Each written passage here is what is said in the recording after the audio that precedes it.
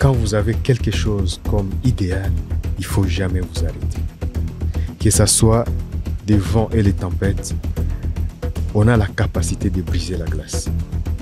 C'est juste, il faut croire en soi, soit croire à son ambition et son objectif. Rester droit dans ses buts, dans ses bottes, et on arrive toujours à la solution. Dans 10 ans, si on pouvait arrêter, vu les situations sur lesquelles ils sont dans la région. Mais c'est pour dire aux jeunes et aux gens, nous sommes capables de beaucoup. Si on utilise notre force et notre esprit à fond, nous pouvons briser beaucoup de choses. Décryptage sur Kivu Morning Post, toujours la vérité. Une histoire de résilience va se concrétiser à l'est de la République démocratique du Congo. Beaucoup de gens ont peur de venir à Goma parce qu'il y a la guerre ou parce qu'il y a l'insécurité. Mais il y a également la vie ici. La vie se passe ici et des jeunes entreprennent. Les jeunes ont voulu passer beaucoup de temps à chanter pour la paix et danser pour changer les choses. Ça sera donc un moment à la fois de prise de conscience et un moment de sensibilisation sur une lutte qui devrait être commune. Aujourd'hui, 10 ans que le festival Amani s'organise à l'est de la République démocratique du Congo.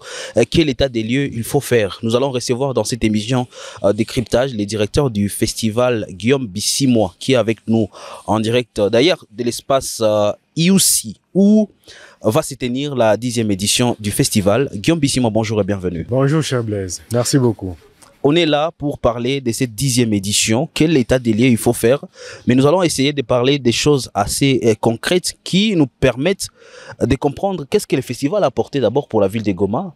La 9e édition, on était à Bukavu. Ça, ce sont des questions qu'on va aborder dans cette émission. Exactement. Mais pour commencer, le festival commence quand exactement? Le festival, nous avons les 3 jours du festival, le 15, 16 et 17. Ça veut dire c'est vendredi, samedi et dimanche. Nous avons les 3 jours du festival. On ouvre les portes à 10 h et on ferme les portes à 18 h. Les billets d'entrée sont en $1 et les taux du jour, c'est 2850, hein, si c'est le taux de la Banque centrale, si je ne me trompe pas. Mais il est affiché sur Illico Cash, sur le paiement des billets des tickets d'entrée. On va faire un état des lieux des 10 ans du festival. Qu'est-ce que le festival a apporté d'abord pour la ville de Goma, la province et la RDC? Bon, déjà, je suis fier, je suis très content et je remercie toute l'équipe des bénévoles qui a permis que nous puissions arriver à organiser ces festivals pendant 10 ans. 800 bénévoles qui ont cru au projet, beaucoup de partenaires qui ont cru au projet, qui se sont dit c'est important de pouvoir les réaliser et qui ont accompagné pendant tous ces 10 ans. Premièrement, je dirais que les 2-3 premières années, j'avais personnellement du mal à convaincre les artistes à pouvoir venir à Goma. Parce que les gens ne pouvaient pas croire artistique. Ils ne pouvaient pas croire qu'à Goma, on peut faire un tel événement. Mais aujourd'hui, je n'ai plus 7 ans. Les gens ne voient que quelque chose de réel, de concret. Comme c'est dit au début, dans l'émission sur l'introduction, l'image négative qui a été donnée de Goma, c'est une image que nous comptons changer. Ce n'est pas que nous ne sommes pas conscients de la situation qui existe. Nous sommes sur une situation chaotique, que ce soit d'une question humanitaire, la question socio-politique dont nous sommes conscients. Et notre grand souci aujourd'hui, c'est de voir comment cet événement peut être un catalyseur de tous ces systèmes. Comment le jeune, comment la population peuvent en bénéficier pour passer les messages, pour pouvoir danser ensemble, pour pouvoir... La musique a beaucoup de vertus. Et c'est ces vertus que nous voulons, que nous comptons toujours amener. Et nous espérons que ça a beaucoup porté. En voyant comment les gens sont contents de voir l'événement, je suis sûr et certain que, et je suis convaincu qu'il a beaucoup apporté dans la ville et pour la jeunesse et pour toute. Il y a 3 dimensions qu'on peut voir quand on est au festival. D'abord, le plan artistique où on voit les artistes au podium en train de chanter et d'autres en train de danser. Un autre aspect, l'aspect entrepreneurial. Qu'est-ce que le festival a déjà créé depuis les débuts jusqu'à aujourd'hui? Oui, c'est vrai qu'il y a cette question aussi d'entrepreneuriat. Nous avons commencé les projets d'entrepreneuriat à la 2e édition du festival Amani. Et les projets d'entrepreneuriat, c'était une autre idée qu'on ne peut pas chanter la question de paix de cohabitation pacifique, sans pour autant parler de l'affaire économique. Parce que la stabilisation économique des jeunes fait partie aussi de la stabilisation de la région. Depuis qu'on a commencé aujourd'hui, on a reçu des milliers d'idées des jeunes de création d'entreprises.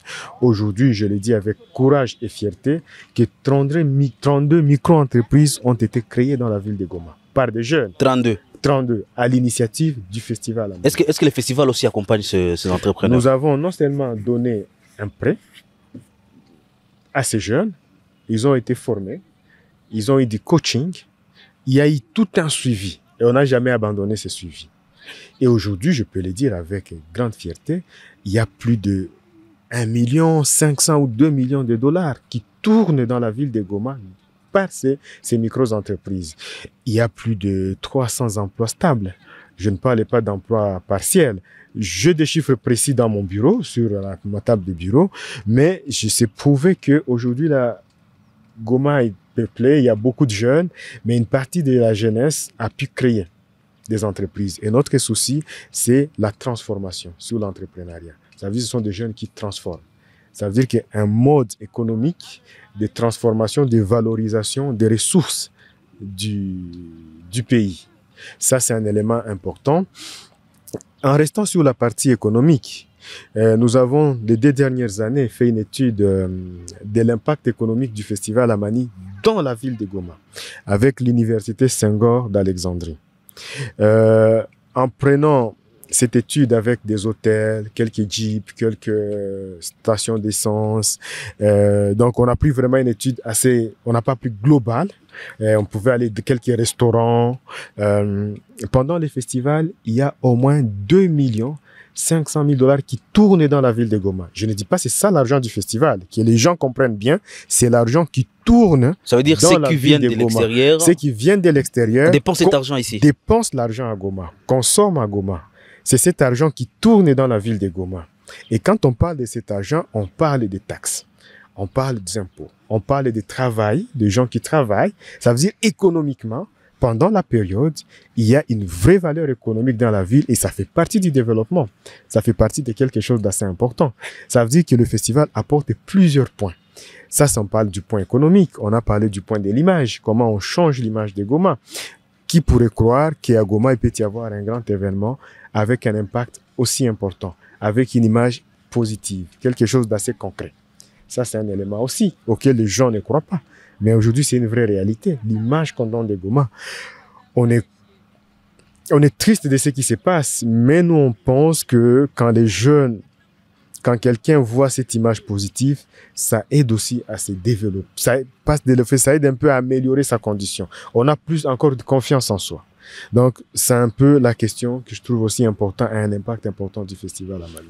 Dans une région secouée par la guerre, parce que tout le monde a besoin de savoir qu'est-ce qu'il y a. Dans une région secouée par la guerre, qu'est-ce que la musique et la danse vont apporter? Si nous tapons tout de suite sur Internet, quels sont les effets de la musique sur le corps, sur la personne?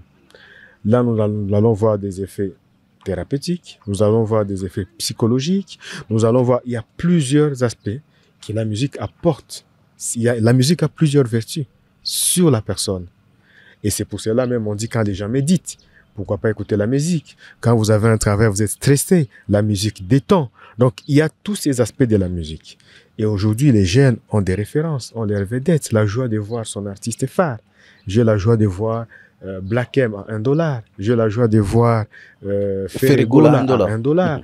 J'ai la joie de passer un moment enthousiasme avec les autres personnes, sans bousculade, dans un endroit apaisé.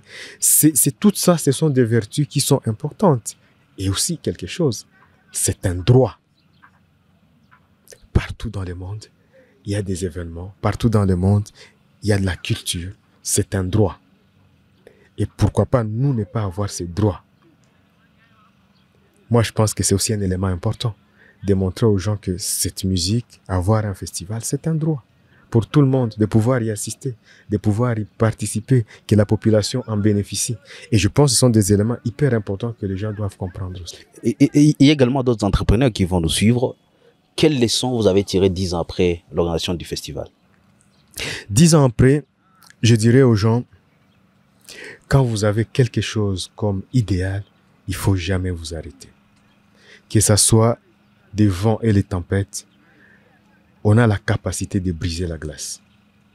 C'est juste, il faut croire en soi, soit croire à son ambition et son objectif. Rester droit dans ses buts, dans ses bottes, et on arrive toujours à la solution. Dans 10 ans, si on pouvait arrêter, vu les situations sur lesquelles ils sont dans la région. Mais c'est pour dire aux jeunes et aux gens, nous sommes capables de beaucoup. Si on utilise notre force et notre esprit à fond, nous pouvons briser beaucoup de choses. Et je pense, vu aussi aujourd'hui comment la jeunesse de Goma, elle est assez puissante, avec des initiatives. Les changements pourront venir de nous. Mais nous devons croire en nous. Et nous ne devons pas abandonner. Nous devons aussi rester droits. Faisons une communication sur ces 10 ans, des artistes qui ont été annoncés. Est-ce que tout est au bon pour le festival qui va se passer? Il y a quelque chose d'imprévu, vous avez prévu, mais ça en tout cas, tout se met en place, sans problème. Là, on va installer le podium aujourd'hui. Donc cet après-midi, si les gens passent, le mardi après-midi, on a des installations du podium. Là, si on regarde sur le site, il y a déjà toutes les installations qui sont en train d'être mises en place. Sur le plan artistique, il y a déjà des artistes qui arrivent jeudi, vendredi, parce qu'ils prennent le vol le mercredi. Donc, à partir du mercredi, il y a déjà des artistes qui arrivent.